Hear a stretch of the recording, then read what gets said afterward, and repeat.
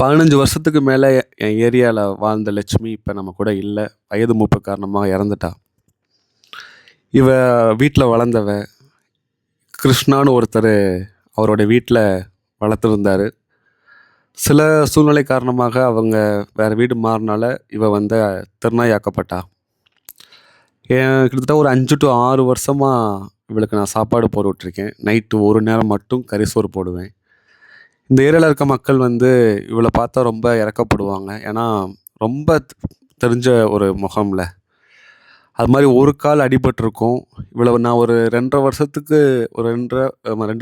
முன்னாடி இவளை நான் கருத்தடை பண்ணி விட்டேன். ஏன்னா அவளுக்கு பீரியட்ஸ் வந்துச்சு, மேல் டாக்ஸ் டாமினேஷன், வயசாகிடுச்சு. அதனால் கருத்தடை பண்ணி விட்டேன். என்னுடைய சாப்பாடு போகிற வீடியோலாம் நொண்டிக்கிட்டே சாப்பிட்ருப்பா. இவளுக்கு தனியாக நான் சாப்பாடு வச்சுருப்பேன்.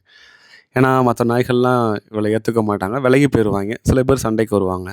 அதெல்லாம் தாண்டி தான் வாழ்ந்துக்கிட்டு இருந்தா. கடைசியாக என் வீட்டு வாசலில் அழுதுகிட்டு இருந்தா.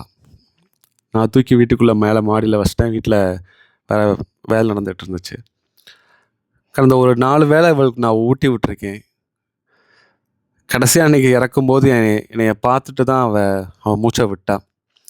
ஒரு கிருஷ்ணாவில் தொடங்கின இந்த பயணம், அவளோட பயணம் என்கிட்ட முடிஞ்சிருக்கு. இந்த கிருஷ்ணனால் முடிஞ்சிருக்கு. 15-16 வருஷத்துக்கு மேலே இருக்குங்க. ரொம்ப மன நிம்மதியோடு தான் அவளை நான் அனுப்பி விட்டேன். ஏன்னா இயற்கை நமக்கு நிறையா வாய்ப்புகள் கொடுக்கும், நம்ம அதை கண்டுக்க மாட்டோம். பட் எனக்கு அந்த வாய்ப்பை கொடுத்த இயற்கைக்கு ரொம்ப நன்றி சொல்லிக்கிறேன். நான் ரொம்ப எமோஷ்னல் ஆகிறது ஃபுல்லாக நான் சாப்பாடு போடுறது என் வீட்டில் உள்ள பிள்ளைங்க. அதை தாண்டி நான் எமோஷ்னல் ஆக மாட்டேன். பிகாஸ் ஏன்னா அப்படி ஒவ்வொருத்தரையும் உடஞ்சி விழுகக்கூடாதுன்னு நினப்பேன்.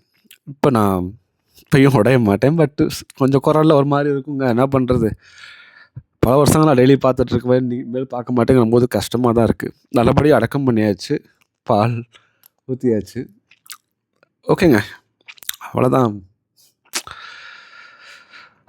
அடுத்த ஜென்மம் இருந்துச்சுன்னா கண்டிப்பாக இந்த இடத்துல நான் இருக்கணும், என் இடத்துல நீ இருக்கணும். ஒரு வேளையாவது நல்ல சாப்பாடு போடணும். பேச முடியலைங்க.